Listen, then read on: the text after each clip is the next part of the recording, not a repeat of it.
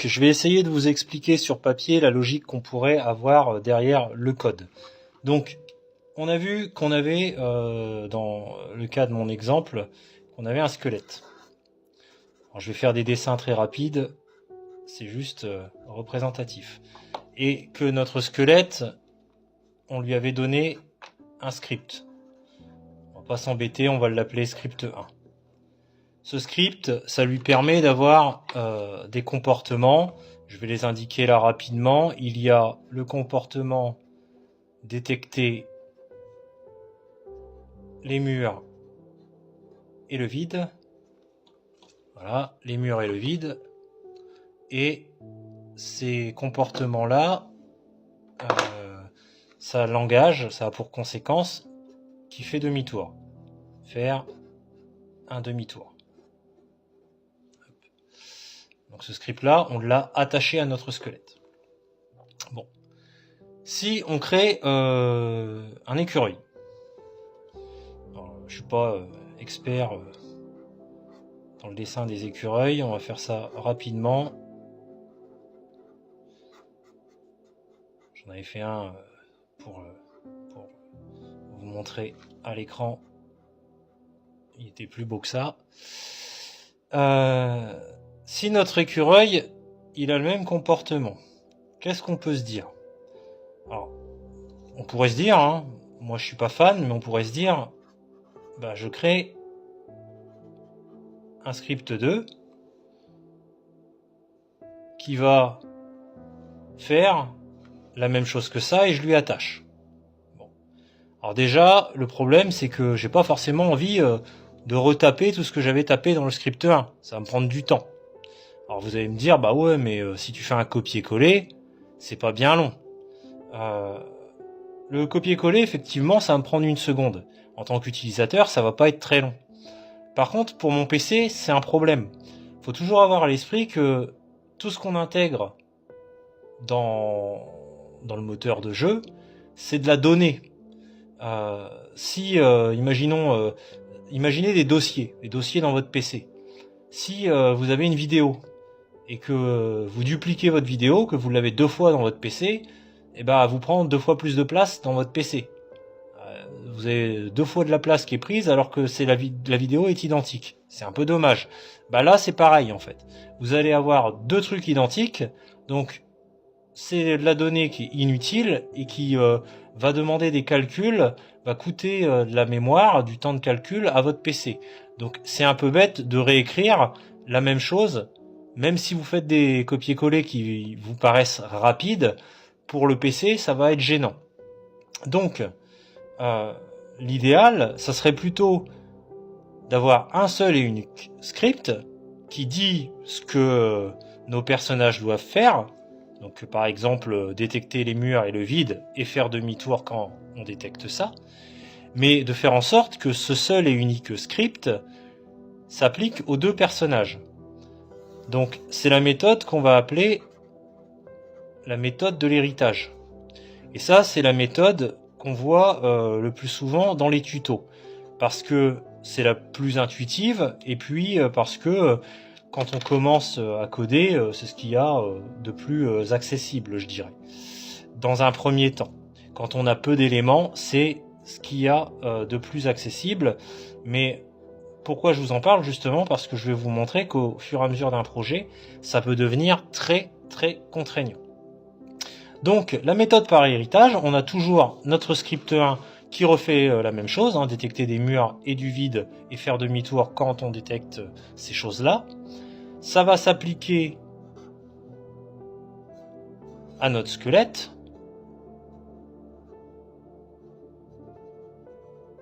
Et ça va s'appliquer à notre écureuil.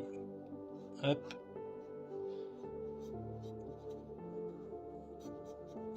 Voilà. Donc là, ça marche. Ça marche, on a un seul script, donc on mobilise pas de la mémoire pour rien. On n'a pas perdu de temps puisqu'on en a écrit qu'un, donc en tant qu'utilisateur, c'est confortable. Et il s'applique aux 2. C'est pas mal.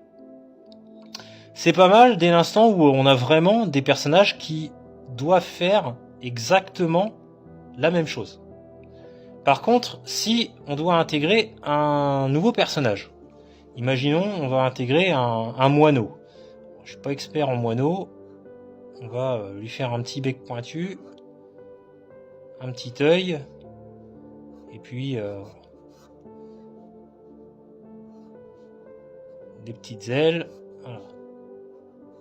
Alors pourquoi je le dessine comme ça volontairement? C'est pour vous montrer que ce moineau-là, il a des pattes, donc il peut marcher sur le sol et être à un moment amené à se retrouver face à du vide, ou face à un mur, donc il peut potentiellement faire demi-tour, comme les autres. Mais on peut imaginer qu'il a un comportement spécifique et que de temps en temps, on va imaginer que de temps en temps, par exemple une fois sur 5, eh bien, il s'envole. Face à un mur ou du vide, une fois sur 5, il décide de s'envoler pour aller se poser ailleurs. Donc dans ces cas-là, comment je fais? On pourrait se dire, bah, on crée un script spécifique à l'oiseau. Alors, on pourrait. Le problème, c'est que on fait quoi? On lui met ce script-là plus ce script-là? Comment on le rattache à tout ça? Est-ce qu'on lui crée un script avec le vol indépendant?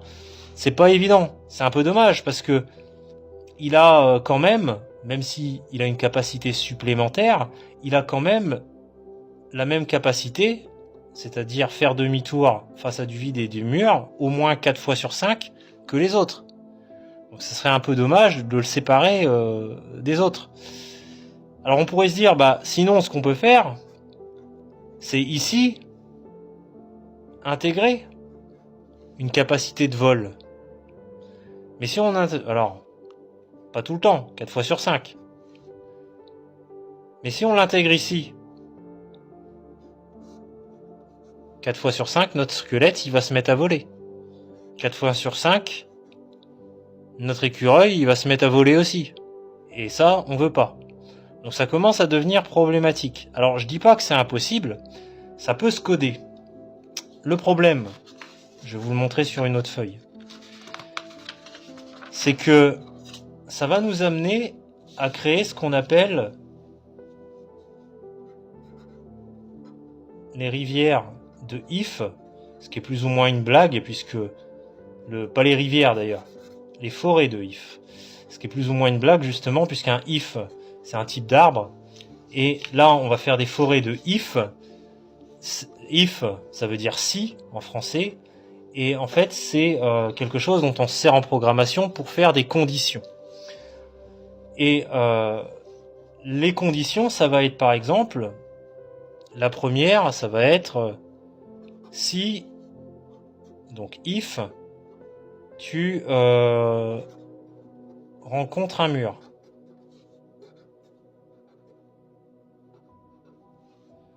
Et puis un autre, par exemple, qui va être si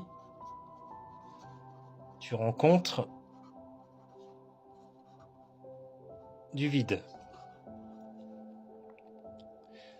Et là, on va lui dire... Alors, je fais une accolade parce qu'en code, on fait toujours des accolades. Dans Godot, dans le langage de Godot, on appelle ça des indentations. C'est-à-dire que tout ce qu'on met sous une condition, il faut la décaler d'un cran. Donc, si tu rencontres un mur, on va lui dire, tu fais un demi-tour. Ça marche tout le temps quand on est un squelette. Ça marche tout le temps quand on est un écureuil. Pareil ici, s'il rencontre du vide, tu fais un demi-tour. Donc ça, c'est vrai pour le squelette et l'écureuil. Pareil ici. C'est vrai pour le squelette et l'écureuil.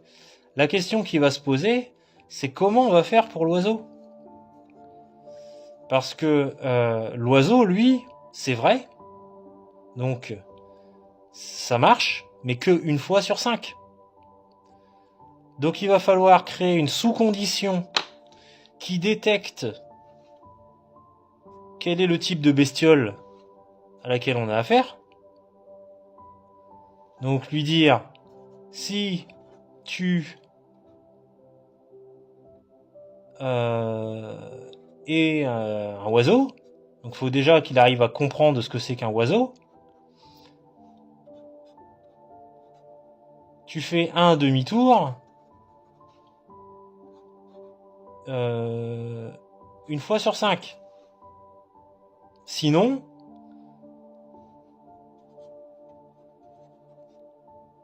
tu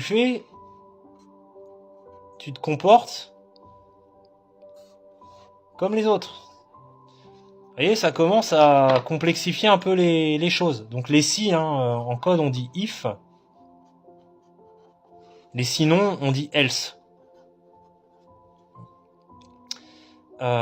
Et vous voyez que je me décale à chaque fois.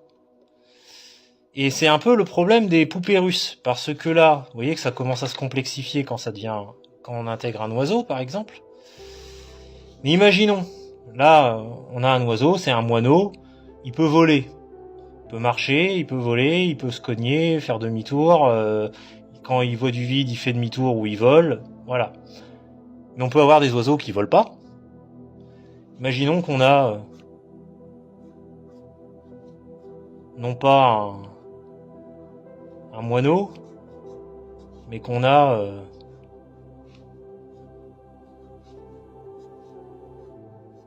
une autruche, par exemple.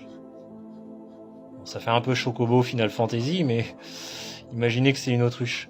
Alors, une autruche, ça n'a pas des ailes qui ont une portance suffisante, compte tenu de la taille et du poids de l'animal, qui lui permettent de voler. Donc ça veut dire que là où on a fait notre décalage pour l'oiseau, il va encore falloir faire un décalage, parce qu'en fait il va falloir recréer une condition, vous voyez, à peu près ici, pour vérifier le type d'oiseau. Parce que l'autruche c'est un oiseau particulier. C'est un oiseau qui fait la même chose que le squelette et que l'écureuil. Ça peut marcher sur le sol, donc ça peut potentiellement détecter le vide et détecter les murs et faire demi-tour. Mais par contre, à aucun moment, même pas une fois sur 5, ça peut décider de s'envoler. Parce que ça vole pas. Donc vous voyez que ça va complexifier les choses parce qu'on est bien dans la catégorie oiseau. Et pour autant, ça fait pas la même chose que l'oiseau précédent. Alors on pourrait se dire ici, c'est pas gênant puisque le fait qu'il soit dans la catégorie oiseau, ça n'a pas d'incidence. Mais si vous créez par exemple l'idée que tous les oiseaux, vous intégrez dans votre jeu le fait qu'il y ait de la nourriture par exemple, et que tous les oiseaux ils peuvent manger des graines, sauf les autres créatures, eh bien eux ils vont avoir en commun le comportement manger des graines, parce que ils appartiennent tous les deux au type oiseau. Mais en même temps, d'un point de vue des comportements, l'autruche va être plus proche dans ses déplacements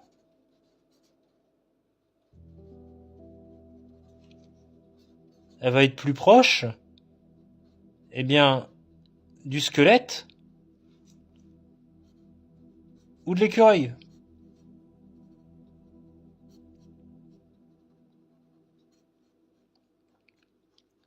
Donc vous voyez que ça va commencer à devenir compliqué.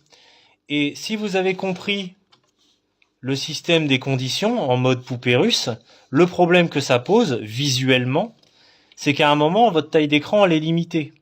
Et plus vous créez de conditions, plus vous devez faire des indentations. Donc vous décalez vers la droite. Et c'est ça qu'on appelle justement une forêt de if. C'est que vous allez avoir une condition, si quelque chose, qui va donner un résultat en fonction d'une autre condition. Par exemple, si mur et que tu es un oiseau qui est de type volant, et qui mange des graines dont les plumes sont imperméables, par exemple si c'est un canard, plumes imperméables, à col vert, etc., etc., vous voyez que ça fait une multitude de conditions qui se décalent, et au bout d'un moment, tout ne tient plus sur votre écran de PC. Et vous allez devoir faire défiler votre écran, et en faisant défiler votre écran, ce qui va se passer, c'est ça. C'est que vous ne verrez plus le début de votre code.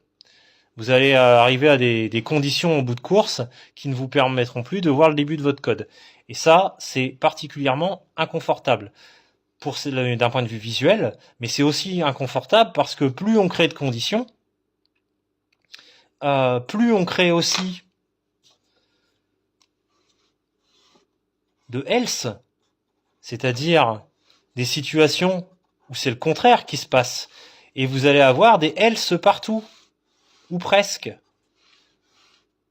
Et ça va être, excusez-moi l'expression, un méchant bordel pour vous y retrouver, en fait. Donc, la méthode de l'héritage, c'est bien. Quand on a des comportements qui sont relativement similaires entre les différents éléments, alors là, on a pris le cas de créatures, d'ennemis, de personnages, mais c'est vrai aussi pour des plateformes ou autres. Et ça peut devenir un méchant bazar quand vous multipliez les comportements, etc., etc. Et c'est là que ça devient limité.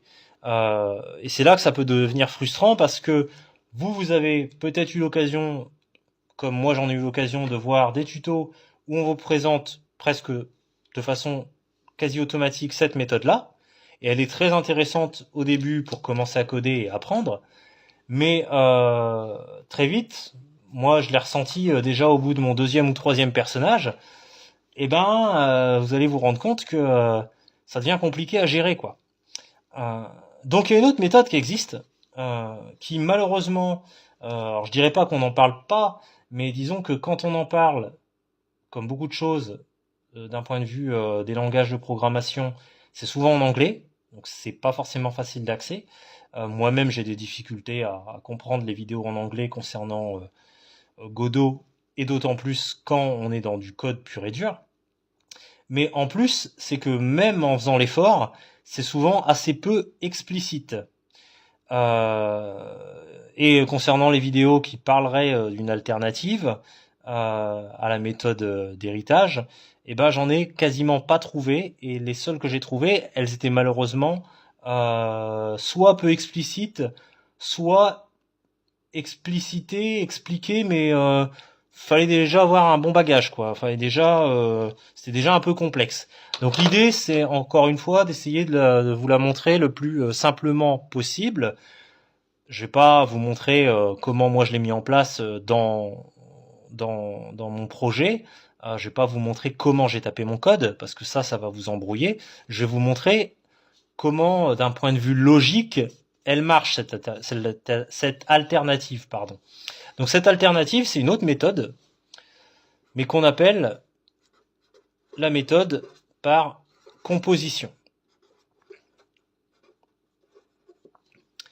Donc déjà, visuellement, elle est différente parce que autant la méthode par héritage, vous voyez que on a les choses qui sont placées dans une sorte d'arbre hiérarchique vertical, comme un peu votre PC qui a des dossiers et des sous-dossiers, et que effectivement l'impact, c'est que quand vous avez une action sur votre dossier de base, votre dossier de racine, vous impactez tout ce qu'il y a dessous. Si vous effacez ce dossier-là, ça efface tout le reste. Si vous déplacez ce dossier-là, ça déplace tous les sous-dossiers qu'il y a dedans.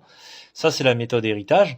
La méthode composition, elle ne marche pas à la verticale. Et c'est ça qui est intéressant, c'est qu'elle a un fonctionnement qui est beaucoup plus horizontal, dans lequel on va avoir par exemple notre squelette, hop, notre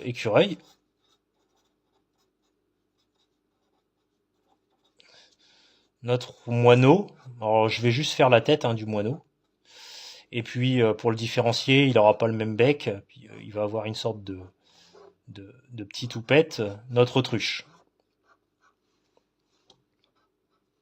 Donc lui, voilà, on va lui mettre une aile pour dire qu'il peut voler et l'autre ne peut pas voler. Là, on n'a pas mis de script au préalable qui définirait tous les comportements. En fait, la méthode par composition, elle a une logique qui consiste à dire tous les comportements qui sont individuels, je les code sur chacun des personnages qui bénéficient uniquement de ce comportement. Donc, par exemple, on va imaginer des nouveaux comportements. Le squelette, on va dire que il peut sortir d'une tombe. C'est un squelette. Voilà. Ça, c'est un comportement qui lui est propre. Notre écureuil, il peut monter aux arbres. C'est un comportement qui lui est propre. Il est le seul à pouvoir le faire. Monter en grimpant, hein, pas en volant. Notre oiseau, lui, il peut voler. Notre moineau. Et puis, est-ce qu'il me reste une couleur? Je vais prendre du rose. C'est mes bons vieux kit color. Moi, je suis pas outillé niveau couleur. La colo, c'est pas mon truc. Et puis on a notre autruche qui, elle, peut pas voler, mais qui peut manger des graines, des graines d'autruche. On va pas s'emmerder. Des graines d'autruche.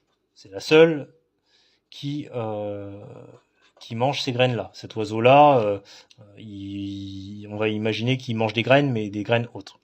Lui, il mange du blé, par exemple. Pour pas qu'il y ait confusion et qu'on voit bien que en fait c'est bien des personnages qui ont des comportements qui leur sont propres. Ils ne les partagent pas entre eux, ceux-là. Donc quand on a des comportements propres comme ça, on les code sur chacun des personnages. Par contre, quand on a un comportement commun, par exemple, on va imaginer comportement commun, ça va être par exemple détecter les murs et le sol. Ça va être sauter. Ça va être détecter le joueur. On est dans un jeu vidéo, donc il va y avoir un joueur. Détecter le joueur.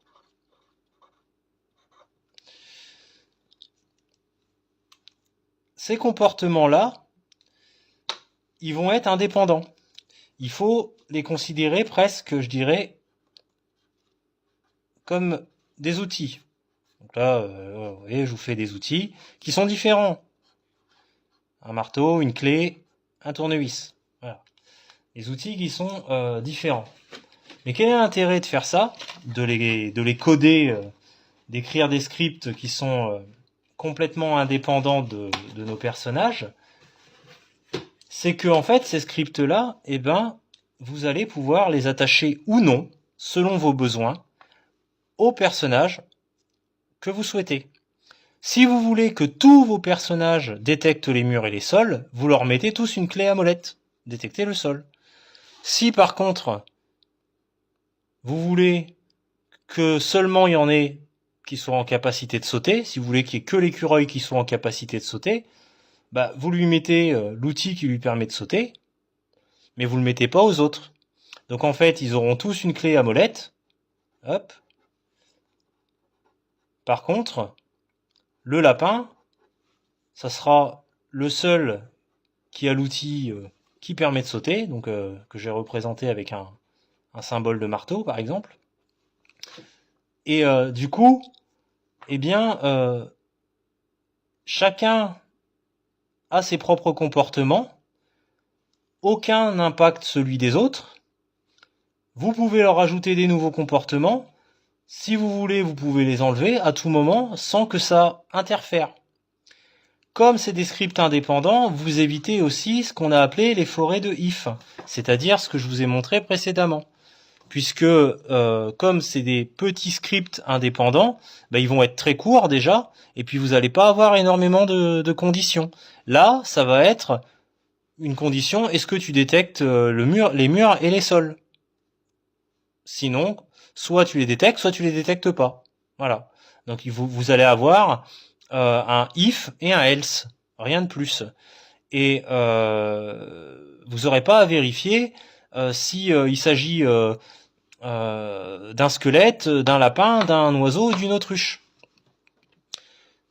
Et si jamais bah, ça vous convient plus, parce que vous voulez qu'à un moment votre personnage il arrête de détecter les murs et les sols, vous voulez un personnage un peu idiot par exemple, qui tombe dans le vide quand il y a du vide, et ben vous pouvez lui enlever, par exemple, imaginons notre squelette il est idiot, hop, on lui supprime notre outil détecter le sol.